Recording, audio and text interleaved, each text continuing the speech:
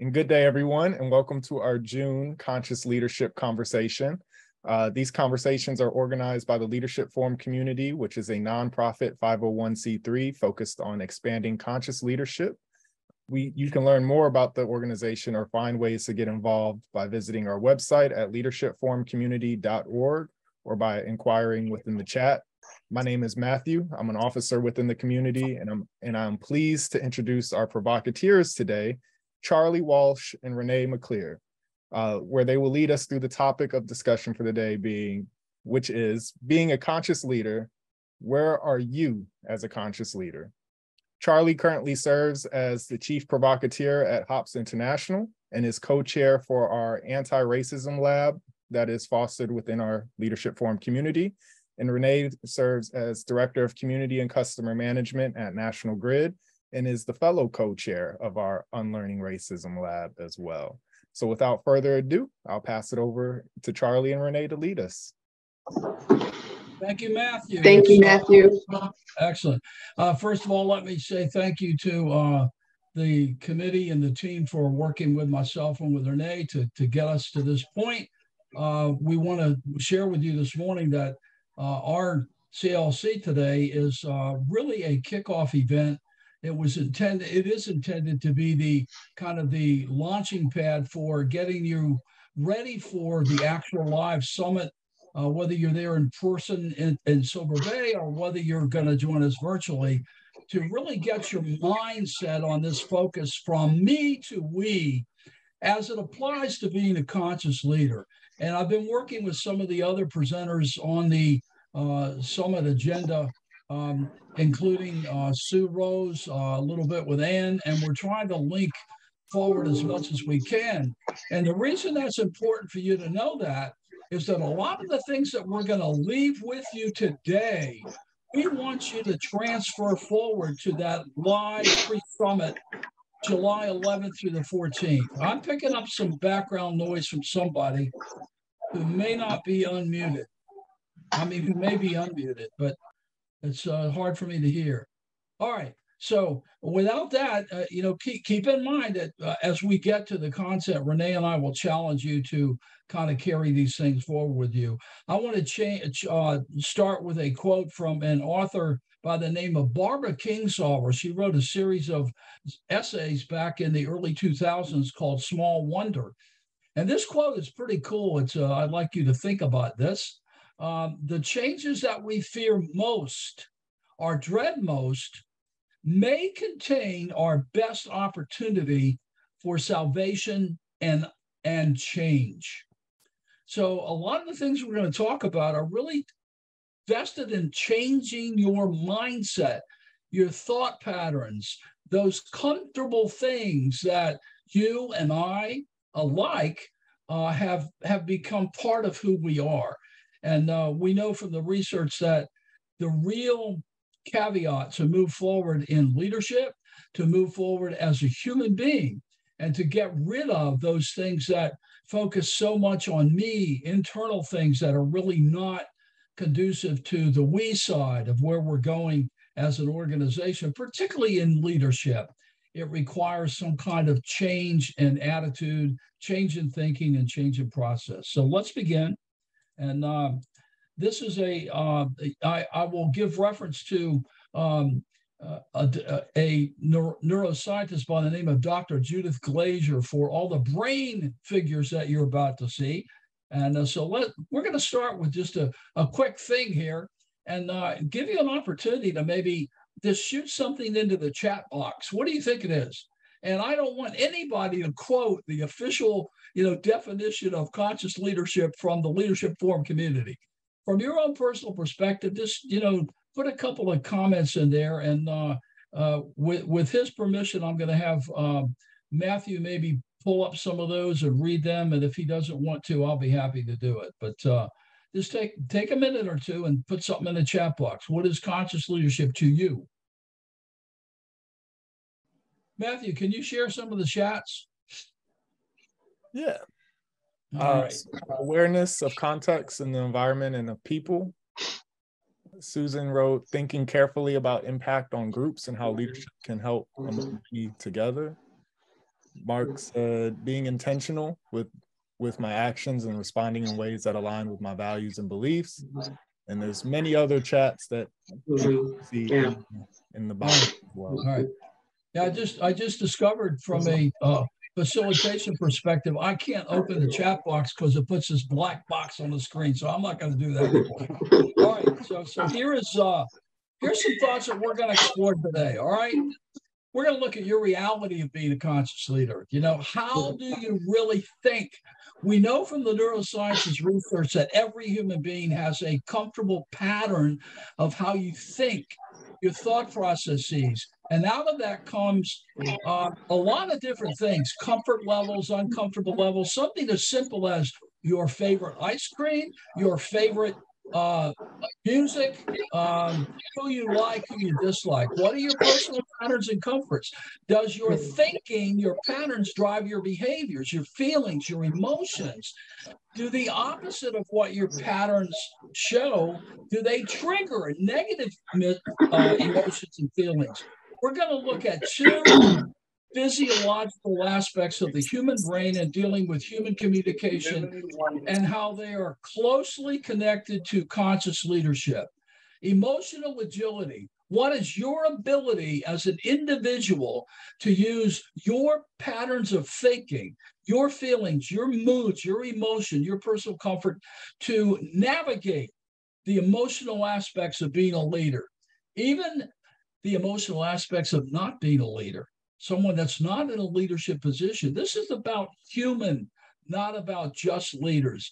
It's not turned on when you're a leader. We're also going to look at the flip side of that internal self-analysis of your emotional agility. We're going to look at how do you deploy that to the real world around you in terms of your interpersonal savvy. Are you interpersonally savvy? Both of these concepts originated from the Center for Creative Leadership back in the late 70s and early 80s. And I was lucky enough to be certified in both of them. They are so cool to look at. I had the opportunity to look at them a lot deeper when I went through my neurosciences certification 5 years ago. It's just really, really cool. So here's the things that Renee and I would like to challenge you about, to think about as we move forward. What's required of you as a conscious leader? You got to know yourself. You got to know that unconscious part that deals with emotional agility. You have to be conscious, and it requires that self-awareness, that self-reflection, that self-renewal. If any of you have been connected to the Center for Creative Leadership, ccl.org, and I know Joel, was a key player there for many years. So was Sue Rose. You understand that their research on leadership competency suggests that performing as a leader begins with self-awareness, renewal, and reflection. Emotional agility knows it says you know your thinking patterns, you know what's comfortable for you, but is it comfortable for people that you lead? Interpersonal savvy says that you know the impact of your emotional agility on others and how you interact and engage and communicate as a leader. Taking both of those together, being a conscious leader requires you to balance both sides of the equation.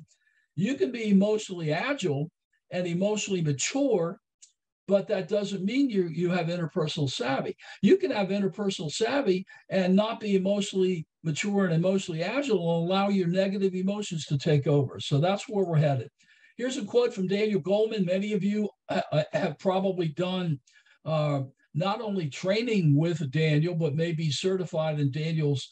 He's probably the godfather, or at least the chief spokesperson globally for emotional maturity. I ask you if you possess this capacity to recognize those feelings, emotions, and moods, those of others, in terms of how you may impact them as a leader, to motivate yourself to get out of that, I'm going to say, negative emotional thinking, and not to allow emotions to trigger the wrong kind of behaviors, and for managing those emotions before we get to that, interpersonal engagement with other people. So as we peel the onion back, do you possess this capacity as Daniel Goleman defined? All right. And here's and Charlie. Yes. Yeah, before you go, I just wanted to add that, sure, as everyone is thinking about that, and you talked a little about it, and even in the chat, everyone is coming from different areas within where they live or reside, right? And within that space, there's a different type of culture that's there, right? So what are some of the experiences that your cultures are bringing to the table? What are some of the values and beliefs, that you may have from where your cultures bring? So as we think about and how we move forward and really understanding our conscious behavior, in addition to all the things that, Charlie is talking about, we have to really think about what is that underlying portion of our lives that sometimes don't surface, but they are there and they come out when we find ourselves in certain situations. So I just wanted to add that component, Charlie. Excellent input. Thank you, Renee. It's this slide in front of you just kind of depicts, we're going to look at both sides of the equation. It's the emotional agility side has got to be, I don't want to give away where we're going, but it's got to be on the positive side so that you get away from me and allow your brain to open up so that you have an open mind that helps you understand your emotional impact on the we side. The we side is where the interpersonal skills come into play. So we're going to look at both emotional agility and interpersonal savvy. And let's start by, this is a brain picture. Don't be alarmed by it. I will tell you very quickly, this is from the research of Dr. Judith Glaser and her husband. Dr. Glaser passed away 3 years ago, ironically, from a brain tumor. Her husband is still a practicing neurosurgeon operating out of both London and New York City. They combined, they did this incredible research. Their desire was to take emotional intelligence to the next level, to suggest that it's not just enough to be emotionally intelligent, and particularly for those people that might be emotionally immature. You've got to be able to ask yourself, how do I apply that in the world of people that I interact or engage with? Again, moving from me to we. If you want more information on this slide in front of you, you just send me an email and I'll send you as much as you want to absorb from Dr. Glaser's book. I would also recommend that you get her book called Conversational Intelligence. But just a quick overview. Can you see my mouse moving around? Everybody see that? Yeah. Yep. All right. Okay. This side, more on the me side and listening. Me, I'm listening to me. We, I'm listening to other people. But on the me side, the brain operates differently, and it puts people in a low trust mode to be a resistor of other people or a skeptic. And as you start to open up, and there's a little piece here that I'm not showing because it's too complicated to explain. It's called the amygdala. As you begin to be more trustworthy and trusting, you move out of the resistor and skeptic role into a wait and see role. Conditional trust comes into play. And this thing called the amygdala in your brain, it serves as the mental filter. It literally opens up the brain so that you're not only able to hear, but you're able to listen better and to process what's coming from other people. That shifts you from the backside of the brain to the prefrontal cortex. Trust gets higher, and over time, you move from that we mentality in terms of listening and engaging with people to a we mentality, high trust levels. You experiment with people and you work together to co-create things. In a leadership role, that is so critical. So if you want more on that, Rats, please send me an email. Here's a simple way to look at it. This side is in the neocortex. It locks in the brain to say, my mental filter is closed, and I'm locked in on my feelings, my emotion, my mood, my reactions. I don't trust you. I only trust me. But as I shift to that we side, it moves me to the prefrontal cortex, and the brain's filter literally opens up and you become open-minded. That's the first step in getting to we. All right. And without that, you can't become a true conscious leader. And this is just a quick slide that I'm not even going to read it to you. Just take a look at it. Again, from me to we, here's the amygdala, that filter that either tightens or opens up. As it opens up, you move into this side where there's more trust. It goes to prefrontal cortex. On this side, there's a nasty chemical that shoots up out of the pituitary gland and literally causes that amygdala to tighten. That's why it's called the amygdala hijack.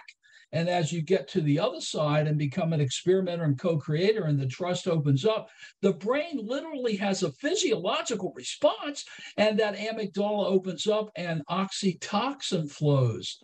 Oxytocin has been labeled by neuroscientists as, and please don't misconstrue this, they labeled it as the marijuana of the human brain, and that it relaxes the brain so that you can reveal more, expect more, assume the best, look with an open heart, interpret with facts, tell the truth, and be yes to telling the truth. And that's not that you're a liar. It's just that you tend to rely more on your own perceptions, your own thoughts, and your own moods. And if you look at the other side, it's exactly the opposite on distrust. Again, if you want more in this, please send me, an email, and I'll send you all the stuff on it that you can possibly enjoy. So I'm ready to share a video with you. And as you look through this video, I'd like you to capture some thoughts. Renee, you want to share anything about what you would like them to look for during this video? No, I would just ask that you would use the open-minded side of the brain that Charlie just talked about, and see how maybe you find yourselves in these situations. Maybe there's going to be some opportunities to reflect. But no, really just think about the video. We'll talk about it afterwards. But just, again, I'll stop there, Charlie. All right. Well, let me give you a quick backdrop on why I'm into this brain and neurosciences. As many of you know, about 22 years ago, I was diagnosed with MS, and I started doing my own research to find out what's happening inside my brain. And I got past that, and I started peeling back the onion and got into this neurosciences research on how the human brain really works when you're a leader of people. And it's so fascinating to me. So I met Dr. Judith Glazier and went through her certifications and became a certified conversational intelligence coach, and used it not only to help me better understand myself, but to help my clients better understand where they're coming from as leaders. I also, through that, got connected with this group you're about to be introduced to called the Conscious Leadership Group. They are incredible. Just one incredible international research firm. So take a look at this and capture some thoughts. Location, location, location. Brought to you by the Conscious Leadership Group. Find them on the web at www.conscious.is. Animation by Graham Franks. www.grahamfranks.com. One question that conscious leaders ask themselves over and over is, where am I? To support leaders in locating themselves as they ask the question, where am I? We offer this tool, a line, a simple black line. At any moment, all leaders and all people are either above the line or below the line. Our location describes how we're being with what is occurring in our life right now. If we're above the line, we are open, curious, and committed to learning. If we are below the line, we are closed, defensive, and committed to being right. Stop right now and simply ask yourself, where am I? In this now moment, am I above the line or below the line? Typically, when people are below the line, they believe certain things about the world. For example, they believe there is not enough. It could be that there's not enough money, or time, or space, or energy, or love. People below the line also believe that their story about the situation is right. People below the line also believe that there is a threat out there. Something or someone is threatening their desire for approval, control, or security. And people below the line see the situation as serious. The deeper below the line they are, the more serious things look. People below the line tend to behave certain ways as well. They tend to cling to an opinion, find fault and blame, gossip, explain, rationalize and justify, get overwhelmed, and avoid conflict or pursue conflict for the sake of winning. When people are above the line, they believe that learning and growing are more important than being right. They believe that all people and circumstances are their allies, here for their growth. They believe that from a distance, almost everything is funny. People above the line live in curiosity, listen deeply, speak unarguably, question all their beliefs, and live a life of play. Now, Knowing what you know about being above or below the line, where are you? One thing to know as you consider this question: we are hardwired to go below the line. Literally, our brain is programmed to perceive threat, and when it does, a chemical cocktail courses through our veins, and we go below the line. This reaction was designed to help us survive in the presence of a real threat to our physical survival. An issue for modern-day leaders is that often our brains can't tell the difference between a threat to our physical survival and a threat to our ego or identity. We react and get defensive when we experience a threat to our ego. So in many ways, being below the line is natural and normal. But when we are below the line, we're not in a state, literally brain state, of high creativity, collaboration, innovation, and relational connection. We're simply trying to survive. Leaders today can't thrive if they're in survival mode. So the first activity of conscious leadership is location, location, location. In this now moment, where am I? Telling ourselves and others the truth about our current location begins the great conversation. Okay. Hopefully you capture some of that. I'm going to turn the floor over to Renee. Renee, let's just kind of, get some thoughts from people. Yep. So thank you, Charlie. Matt, can you go to the next slide, please? Oh, you want me to? Okay. All right. Yeah, that'd be great. Well, let me mention one thing about this slide. This is just a captured piece because I cannot stop the video, and show these things out, but recognize just that below the line is low trust. It's on the me side of those brain models, and being above the line is high trust. It's the we side. And it's really interesting to know that a lot of leaders are on the line. I don't want to influence you about your decision on where you might be, but just think about that. Okay. Thanks. No, Charlie, can you just go back just a second? I just want to stay here for a second. All right. Back in the split. Thanks. All right. So I just wanted to ask a few questions. I know we're going to do a breakout soon as part of it, but I just wanted to ask, when you think about it, and the video said that naturally, we fall under the below the line, right? So when we think about that, that means we have to make a very conscious decision in many cases to, ensure that we're above the line, or there may be a time there's a balance, right? So if you wouldn't mind just thinking about what you heard and some of the words that you see here, are there any other words that come to mind that would you feel would be above the line or below the line? And if you can just throw those into the chat, that would be great. Above the line or below the line. If you can just throw those into the chat, that would be great. And we are going to be doing a breakout, but I just wanted to kind of focus on that because that video said so much in such a short period of time. I would also add, thank you, Renee, that being below the line is for some people like a roller coaster ride. It's not, I'm below the line and I'll never get above the line. It's kind of situationally and circumstantially driven. But the research clearly says that if you're below the line consistently, you are probably not emotionally agile. All right. So let's get to this.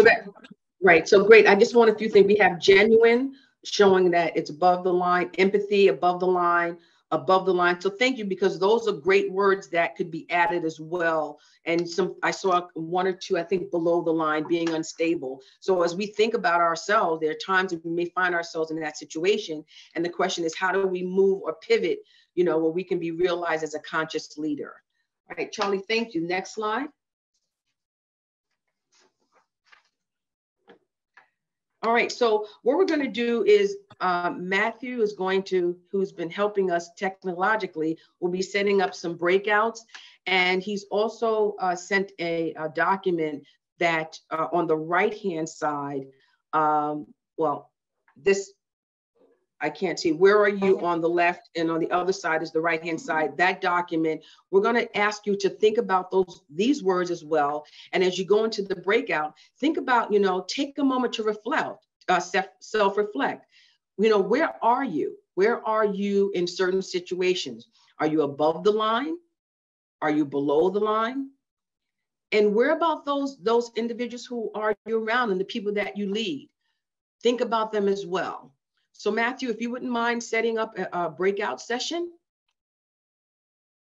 Thank you, Renee. Let me add one thing. If you look at both above the line and below the line on this exercise, you'll see that above the line are self-talk statements that are reflective of those positive thought patterns, and the behaviors are positive. The thinking comforts tend to be positive. It's more on the we side. But if you go below the line, the same thing applies in terms of statements, but they're about me, me, me, me. They tend to be attacking people. They tend to be pointing fingers and blaming. The behaviors reflect that, and the beliefs create thinking comforts that may be uncomfortable for people you're leading. And the research says that you might be an unconscious, uncomfortable leader. So Matthew, were you able to set up the breakout sessions for us? And I believe we'll be in there about 5 minutes. Is Matthew muted? Is he there? Yep, I'm here. You said about 5 minutes for the setting it breakout. up. Yeah. So again, think about not only yourself, because we're talking about moving from me to we, right? But how are your behaviors or the behaviors of those who may report to you? You know, where do you find them? And then think about if there's ways to adjust wherever you find yourself to help the people that you lead to maybe move above the line if in the event they are below the line, or recognize the fact that they're above the line, as well as recognizing yourself. You might find yourself above the line. I would also add, before Matthew gets to these breakout rooms, that this is one key piece that I've been communicating with some of the other facilitators, as well as the committee. This is a great tool to take with you, not only to the summit, but to take with you back on the job, to take with you even in non-leadership roles in terms of interpersonal relationships. It's been very, very useful to me in my life to be able to, look at both particularly this particular exercise. So don't think of this as a one-time shot for a breakout. No, absolutely not. Right. Okay, everybody's coming back in. I think we're waiting for everyone. Is Charlie back yet? I'm back. Oh, great. So right. Before we get to the next slide, I just wanted to say, any feedback? Anyone has anything they want to share? From being wisdom in the breakout. Great wisdom in the group. Okay. Some good, excellent personal sharing. All right. Okay. Thank you. All right. One of the Anyone else? This is Steve. One of the things that I observed when we first started seeing that picture of above the line and below the line, to me it was amazing, because one of the outstanding features of the leadership community is people are above the line most of the time. Yeah, we have our down times. It Absolutely. is a roller coaster ride, and we sometimes have a bad day, but people tend to be pretty buoyant and they get back to the top.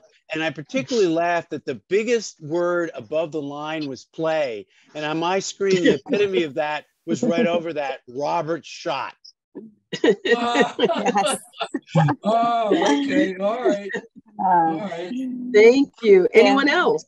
Anyone else? Yeah, I was. We were asked a question in our group by Charlie, and my response was, it depends, right? Mm-hmm. Because sometimes we oscillate above and below the line, if we're to be honest, and it really depends on the situation. But the key is how long will you stay there, and who will you take with you? And those are some things that we can think about as leaders in terms of the ripple effect and how it shapes and impacts the cultures that you're working with and the people that you're working with. Excellent. Thank you. Great point.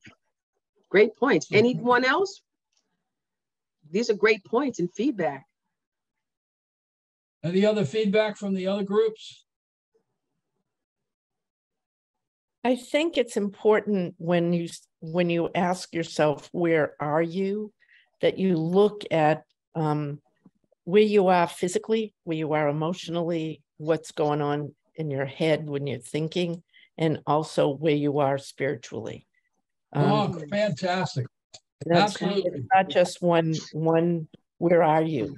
I mean, what does that mean? Where are you? that's great points, because we are holistic individuals, right? And there's many components that make us up, spiritually, physically, emotionally, mentally. And you have to look at that from a holistic view, because in order to move, above the line, or if you find yourself on borderline, what is it going to take to make that happen? And there may be different things that are going to be required. I know in our group, we talked about, exercise and maybe research and reading, other things that you can utilize to not only move you above the line, if you're there, you find yourself there, but we do go up and down, depending on the circumstances. One, you can find yourself above the line most of the time, and something can happen and really throw you underneath the line just for whatever.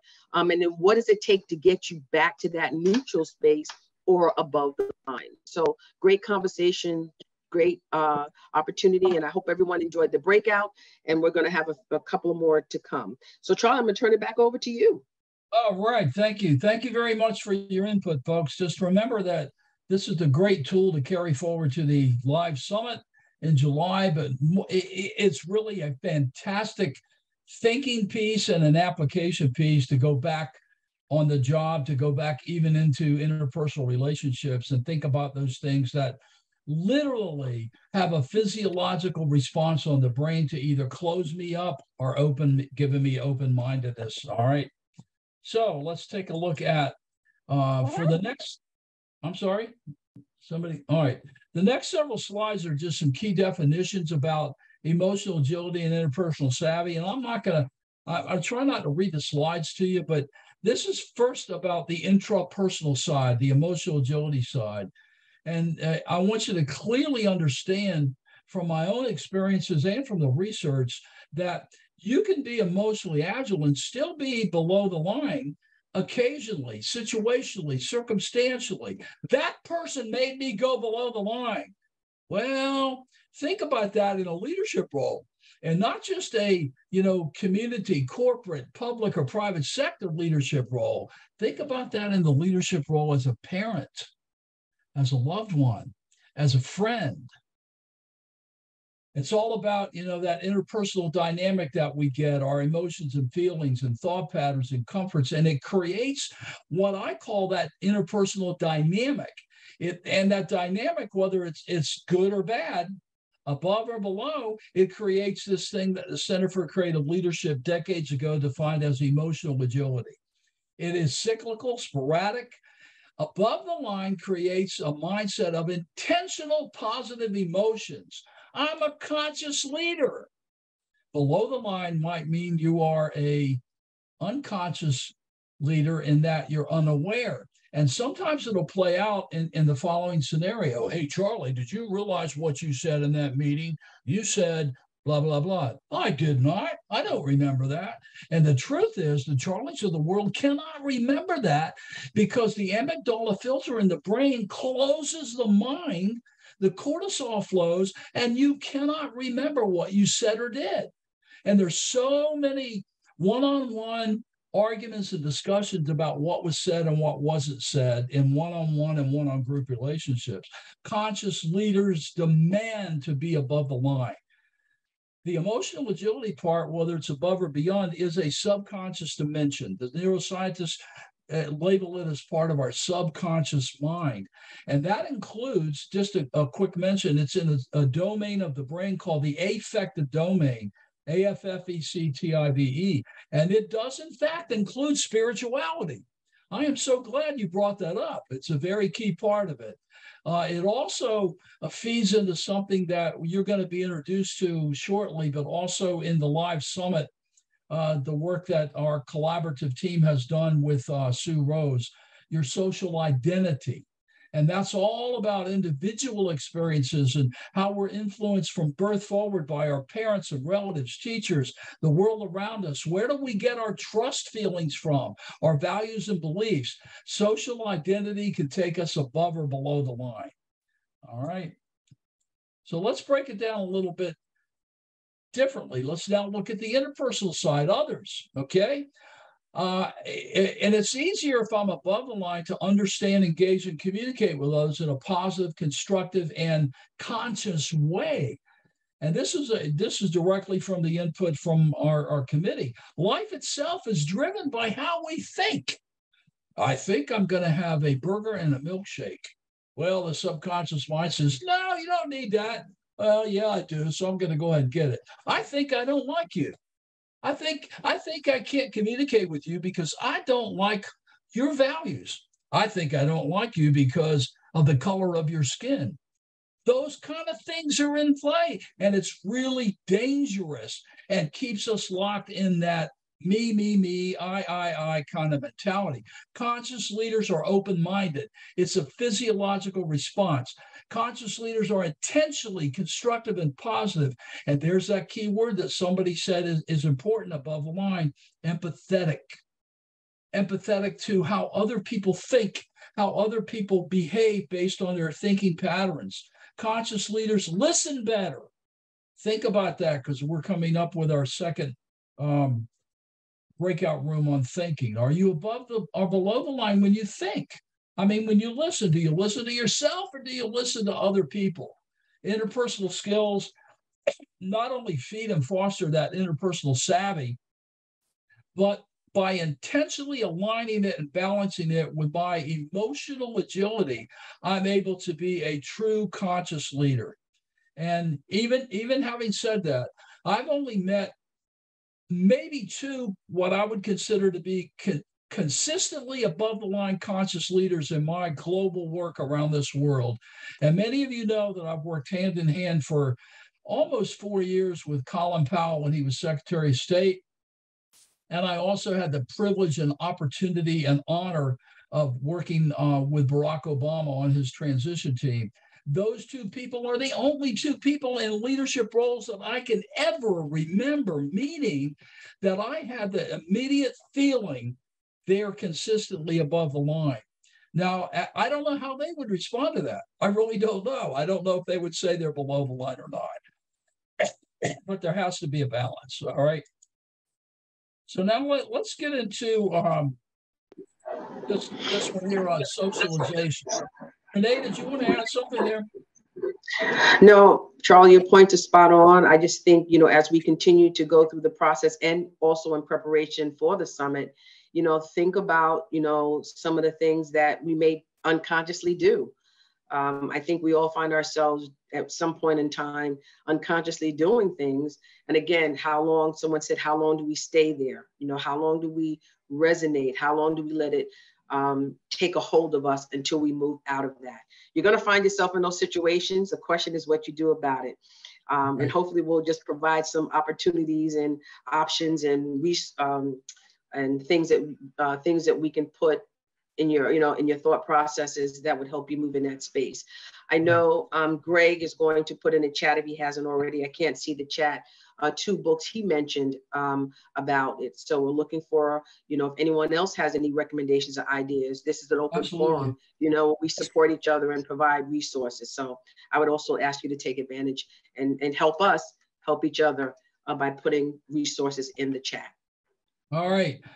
This slide deals with the cycle of socialization as published by and actually created by a lady by the name of Bobby Harrow. And you're going to be introduced more to the cycle of socialization in, I think, day 2 of the summit.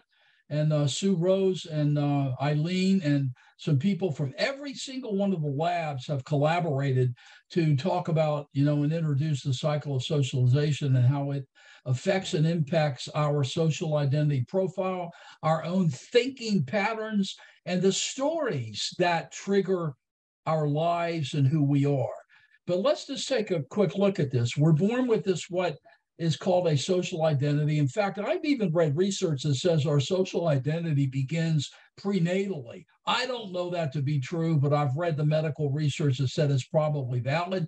But beginning with our very first socialization, we create this profile that is usually generated by the time, and I'm going to gender out here, it's generated earlier for females, somewhere between the ages of 8 and 12, and it's generated much later for males, somewhere between the ages of 14 and 24.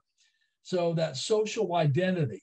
It's fed by parents, relatives, siblings, friends, people around us, the world around us. You know, there may be some of us out there, including myself, that we were socialized in a way that you're going to be last. I don't want you on my baseball or football team because I don't want to pick you because you don't know how to play baseball. So you can stand there and fret and worry about it, all the way into, you know, I'm going to be a wallflower because nobody wants to dance with me at a dance. So our socializations then begin to be influenced by cultural messages and institutional messages.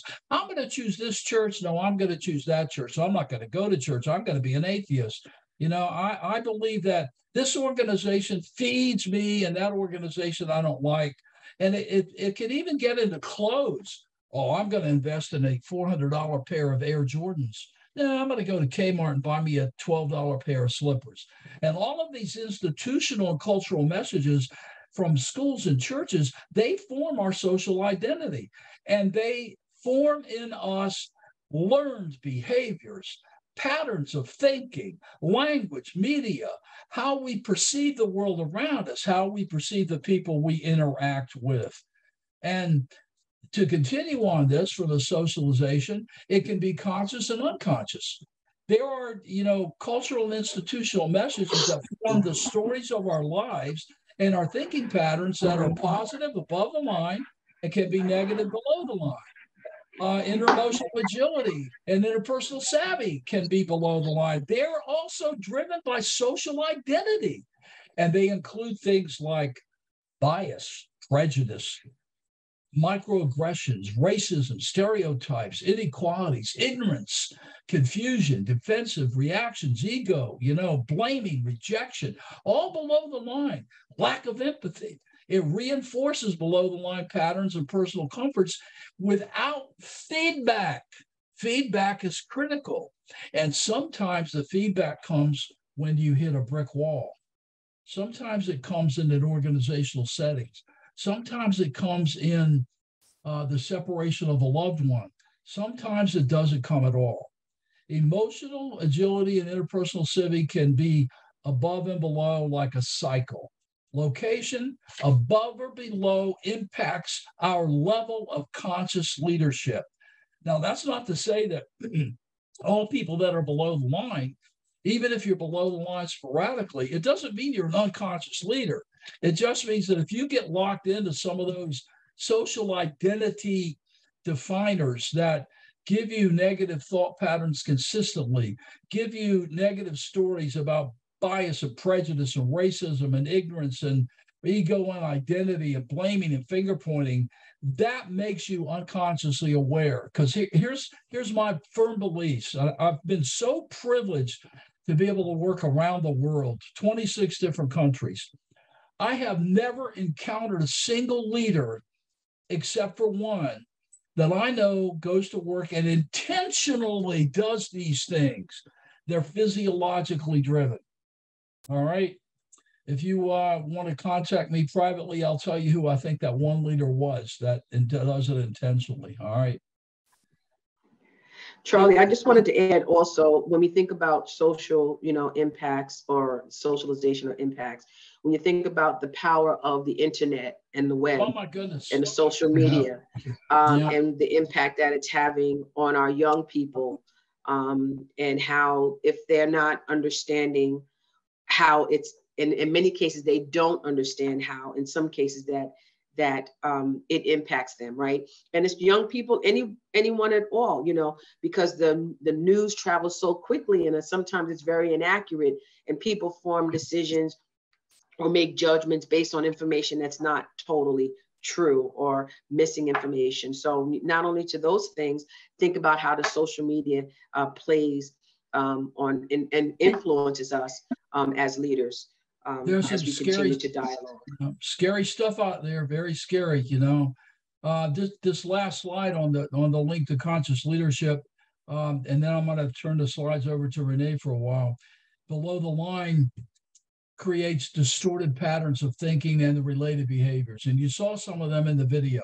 I mentioned some of them when we looked at that early brain chart where the movement goes from me to we in terms of listening. and there's distrust on one side and trust on the other.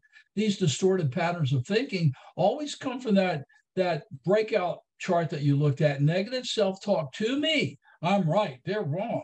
And it triggers behaviors that are reactive and defensive, and sometimes they're on the aggressive side, and sometimes racism and all these other microaggression things pop up. And they're usually driven by lower levels of both emotional agility and both interpersonal savvy. I do a lot of executive coaching, and sometimes I'll encounter executives that tell me they get blamed for not listening. And the fact is, their behaviors denote to me that they're really not listening except to themselves. And hence the movement from me to we. Below the line keeps you personally uncomfortable, while making those you lead and influence may be uncomfortable. And you know as well as I do that there's a lot of cultures out there that we work in, even our community cultures, where people are apprehensive of pushing up. They're apprehensive of telling the boss, you're an idiot. They're apprehensive of telling the boss, you're having a negative impact on people in the culture. And sometimes people just walk away from it. And sometimes people confront it, and sometimes they win. But it diminishes, if you stay below the line and you're personally comfortable and you make other people uncomfortable, it diminishes your level of conscious leadership. Unconscious leadership becomes personally comfortable to you. And it triggers very serious patterns of distorted thinking. Renee? Thanks, Charlie. So I know you're hearing a lot of stuff about below the line, but we can assure you, as much time as we're spending below the line, we're gonna go above the line and spend as equal as much time, because there has to be a balance in understanding what's happening on both sides of the spectrum. So Charlie talked a little bit about it, some of the distorted patterns of below the line thinking, he mentioned it, prejudice, tunnel vision, only seeing things one way. And how do you filter things? We all have lenses when we're listening. It could be, if depending on who we're hearing the message from, that may be a lens or a filter. Depending on where it's coming from, may also be a filter. So we have to think about it. If there's one person that constantly, every time they approach you, and I'm pretty sure we all have one or two, they're coming with negative information. You've already set up a filter that they could be saying something very positive, but because you've already made that predetermined assessment of that individual, the information you receive may not be filtered in the lens that would give them an opportunity to really be heard. So wanted to share that.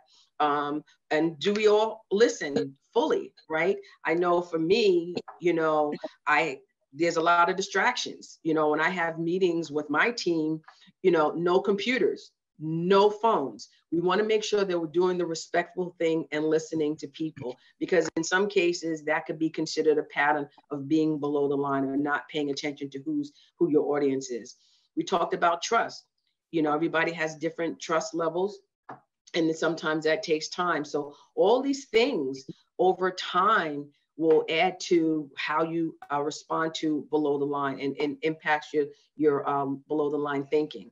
What is your relationships? That has an impact. Relationships with your coworkers, your family, individuals you meet on the street for the first time, things you see on the media. Sometimes there may be preconceived notions because you've been stereotyped to see particular groups in a certain way, and that may not necessarily be the case. So these are all the things that kind of transition below the line. But again, it's how do we respond? We can't control the response of others, but we can control the response of ourselves. And so moving from me to we, how do we control the me, as it may have an impact for sure on the we? Okay, Charlie, the next slide, please. Yes, before we Unless you want to add something. No. I do. I just want to thank you, those of you that are still with us. Normally these CLCs are 1 hour, and I was able to, work with the committee to suggest that we need to go the extra 30 minutes. And I hope you see that as we get towards the end here. We got another 25 minutes to go. It's really important that you stay with us, because we want you to take what we're sharing with you forward to the live summit in July. Okay, so thank you for staying with us. All right. All right. Thanks, Renee? Charlie. Totally agree. Totally agree. And we promise there's not going to be any quizzes at the end of this, but we will be looking for you at the summit to see if you can remember what some of the things we talked about today, right? So again, you know, we're focusing on below the line. And when you think about it, if we find ourselves and think about some of the situations we have personally found ourselves in when we have gone below the line, there is an emotional, a lack of control, right? Sometimes we say things and they always say, you know, you have one mouth and two ears, you should listen more than you speak, right? So there's some rationale behind that, because once it leaves your mouth, you can't take it back. So think about, you know, how does that impact? What does that do? And what kind of emotional things are triggered when you find yourself below the line? Are you angry? Are you frustrated? You know, is there some hidden discrimination that comes out because you've seen something or heard something and that triggered that? You know, think about road rage, all the road rage that you're seeing. What happens in that space? And so is there a need to be right? Is there a need to, you know, have the last word? You know, you have some people, no matter what you say, they always have to have the last word. Is there a way for needing to find fault or blame because you don't want to take on the accountability or being responsible for your own actions? You know, it's about being responsible for our own actions. And what kind of impact does it leave on others? Is there a negative impact by your actions, intentional or not intentional? It may have a negative impact. So we have to think about how we control our own behaviors. And then in some cases, there may be a lack of reality. And so how do you bring individuals back to understand in a very respectful way that, you know, what they're doing or what they're saying is not in line with reality? So because from that, you may find fear, ignorance, confusion, and insecurities. So a lot to digest here today, but the idea is that a lot of things can impact our thinking.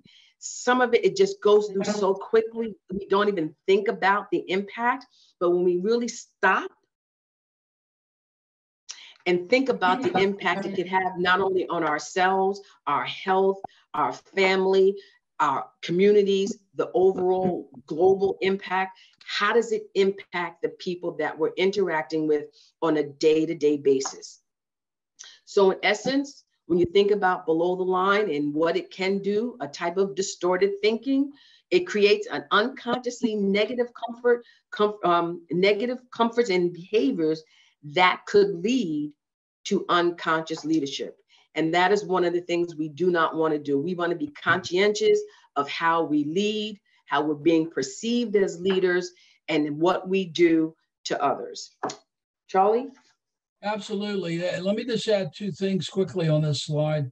The two things that stood out for me when I saw this and pulled this together was, and I've encountered this a lot in corporate America, leaders that are cynical and sarcastic, and they'll say, you know, unintentional. Nobody does it intentionally. It's in the brain. They'll say sarcastic and cynical things that dehumanize people and lower their value and their self-esteem and self-worth. And that's a triggering thing. And man, I got to tell you, and this is, I can say this, I'm an old world guy in terms of age, but certainly not in terms of you know, my thinking. There's a lot of micromanagers still out there that are, you know, in their 50s, 60s, 70 years old that are still trying to control this thumbs down approach. And I know where it comes from, and it's really challenging for them. The other thing I thought about in laying this one out was that I, in my own mind, changed the term conscious leadership to conscious being, because a lot of these things, as Renee mentioned, they apply to our personal lives, very much so. So let's flip it over and look at some positive stuff. This is the positive stuff above the line. I'm not going to read these to you. Please take a look at them. They're all extremely positive things that a true conscious leader understands that it's their responsibility to manage the me side so they can get to the we side. And if you go back and look at those brain charts, it makes a lot of sense to shift along with that, our ability to listen more effectively. consciously and intensely empathetic, building that culture of diversity and equity and balance, being flexibly interpersonally so that you can shift by situations, people individual, teams individually.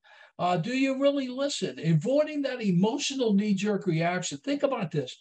Have you ever lost your emotional cool at work or in a family setting or in a friend setting? Or have you been one of those people that have sat back and just watched other people lose their cool and kind of, you lean back and go, oh, that was kind of nasty, without giving them feedback, But these positive things, you have to intentionally avoid negative words and thinking. And there's a lot of that in the language of being a leader and language of being a human being. Here's one example of that negative kind of thinking. To tell you the truth, comma, no. Don't tell me you want to tell me the truth. Just tell me the truth. And for some reason, we throw out these negative comments and negative phrases because our brain has thought patterns that make us comfortable to say things like that. The bottom line in balancing interpersonal savvy with that emotional agility is that it builds self-esteem and value in others, and it feeds and fosters a higher level of conscious leadership. You can be above the line. It's a personal choice. Here's some above the line thinking patterns that I'd like you to really think about carrying forward to the full summit. All of these are very, I want to say, important, but they also work together. They're aligned to each other. And I'm not suggesting they're sequential here. This chart has a lot of things on it. It's got 12 different, above the line thinking patterns. The one that kind of leads us to why we're here is it builds community. That mental shift from me to we, it creates the positive change that we might need. It continuously gives us what the Center for Creative Leadership says is noble, and that's to manage ourselves. It feeds and it fosters conscious leadership. So having shared that, it's time to go into that second breakout. Right. But Charlie, I just want to focus on, before we do the second breakout, it's really about, and you said it the last thing, it's really about how do we manage ourselves, right? And in many cases, we may often think we are managing ourselves. And sometimes until somebody brings it to our attention, we think it's okay. So again, think about when you're interacting with individuals, when you're speaking, when you're in a meeting and you're listening, are you really managing yourself? Or is it so innate that you feel it's okay? And so again, it's really thinking about and taking those really deep thoughts about how you're interacting with others and how you're really interacting with yourself. And again, what filters you're allowing to process through your own mind. Excellent. Okay. Thank you, Renee. All right, it's time for that second breakout. Let me unshare myself here. Yeah, so thank you. We have the second breakout. Thanks, Charlie. We're going to talk about conscientious listening. You should have also received the supplemental handout. And so again, where are you? You've heard a lot. Where are you? Think about opportunity to self-reflect. And so we're going to go into the breakouts. Matthew, are we almost ready? And then the question is, thank you.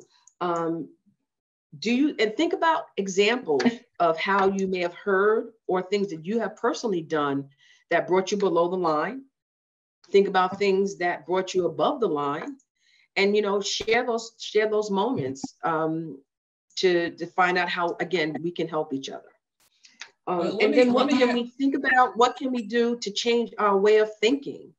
How do we change our way of thinking, and also in how we interact with others? How do we think about those things? So a lot of things here. We are not going to solve it all today, but the idea is to open up that other portion of the brain that would allow us to allow that information to flow in us.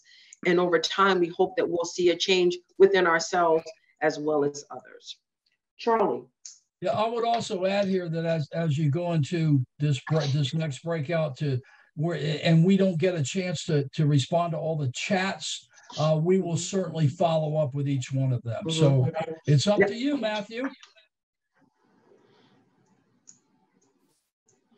Thanks, Matthew. So welcome back, everyone. Welcome back. I just have to tell you, the conversations and the breakouts are just really phenomenal. To hear the information that's being shared, the recommendations that are being shared was interesting. I'm just going to share Crystal's. Crystal was talking about being the foundation of, and she used the tree as an example. If you look at Crystal, she has a tree right behind her. And so she talked about the root, and you just tied right into it. But it was so phenomenal that, what she was thinking about of what we're talking about as being rooted in how we are as leaders, right? That it should be so foundational. And then the tree, it just really came together. So thank you for that beautiful palm tree blowing and then sharing that insight. So again, did Charlie get back yet? Yeah, I was just going to say that we've got just enough time left to finish the last 3 slides. So, if anybody has any quick comments they would like to share on this, and that would be great. I don't want to go past our planned time. So, yep, we've got it's 1:23. Yeah, that's what I got too. So, yeah. So, any other comments? So, how about this? For the sake of time, if you don't have time, put it in the chat, right? Because I think being able to share your feedback is so very important. If you Great put idea. it in the chat, that would be greatly appreciated. So just wanted to kind of, if some of you want to hang around afterwards, I'm certainly not going to leave right at 1:30. So, but I know people have schedules. All right, so let's. So just wanted to move forward, just to wrap up conscious leadership. So when you think about conscious leadership, we all talked about it. It's ongoing. Charlie, if Matt, if you won't mind turning to that slide. I'm on that slide. Yep. The next one. Thank you. The conscious leadership, we all talked about it. It's a journey. It's not going to happen overnight. It's going to take some time. So think about those things. It's a personal learning and growth journey. And in addition to it, it's intentional. It's intentional. It's an intentional practice that's going to take time, and it has to be consistent. And if you're not intentional about it, it may not be as successful as you hope it will be. So please be intentional about, staying above the line. It may not always happen, but being conscientious of where you are at all times is definitely possible. So we're going to be wrapping up shortly. Charlie has a few more slides. And again, I'm going to say thank you on behalf of the Unlearning Racism Lab for being able to present this to you today. And then we look forward to seeing you at Silver Bay as a continuation of what you've heard, learned, and experienced today. So Charlie. Definitely from me to we. So here's a quick wrap-up slide on the intrapersonal side. I'm not going to read it to you. What's your reality? All right. And I really want you to think about, I'm not below the line all the time, but it's the sporadic trips below the line that get people really, challenged in terms of that movement from me to we, and that more focus on being a better listener. As Dr. Stephen Covey said it, the move from me to we requires me to go from level 1 listening, where I'm only listening to myself and preparing a response, all the way over to level 3, where I demonstrate that I'm engaged in listening. Do you experience these sort of thinking? Are you truly emotionally agile, and are you intrapersonally aware? What impact does this have on your ability to lead or influence people one-on-one, the organizations you work for, communities, your family? What impact does it have on your location above or below the line? And are you an intentional leader? What challenges? We all have challenges in that area. And the interpersonal side, that I call this the deployment of life in the fast lane of being able to engage and interact with other people that, by the way, may have the same challenges that you might have being below the line? Are you interpersonally aware? Are you savvy in being able to shift your gears? What are your thinking patterns, your interpersonal strengths? Some people are good at listening, some people are not. What can you do to be better at listening? I'm still working on that. And many of you know that have worked with me. What impact does it have on your ability to lead or influence if you're interpersonally savvy or interpersonally unsavvy? What impact does it have on you being a conscious leader? So I'm showing that we have about 3 minutes left. And, before we really say adieu, I'll endorse and reiterate what Renee said. Thank you so much for being with us for that extra, 30 minutes today. And please, we're happy to be able to say we can join you in Silver Bay, New York. If you've never been there, it's an incredible experience. It's a very comfortable environment. It allows you to, really connect with people. And I hope to see you there so we can continue our conversations around this. And if anybody has any questions, put them in the chat and we'll be sure to follow up with you. So we have a few minutes. Matthew, do you want to close out with anything? Thank you. And I just, Charles, before you turn over to Matthew, if anyone has any feedback or comments, can you please put them in the chat as well from your experience? I know we didn't have a time to kind of debrief. Yep. So thank you. Excellent. Matthew? Yeah, no, thank you both, Charlie and Renee. This has been a great session, and we hope that everyone that's still with us got some good takeaways that they can apply in their own leadership walk going forward. Again, if you enjoyed this session, this was recorded and we will be uploading it to YouTube in a few days. Really looking forward to seeing a lot of you all next month. Really in a couple weeks in Silver Bay, New York. So that'll be a good time. So if you haven't registered or if you still plan on 10, please do what you got to do to get situated, and we look forward to seeing you all. Feel free to keep the conversation going with whomever you may have connected with during your time here, and thank you. Yeah, I'm still going to be here after 1:30 if anybody wants to conversate. So yeah, we'll keep the line open for a few moments for questions and comments. All right.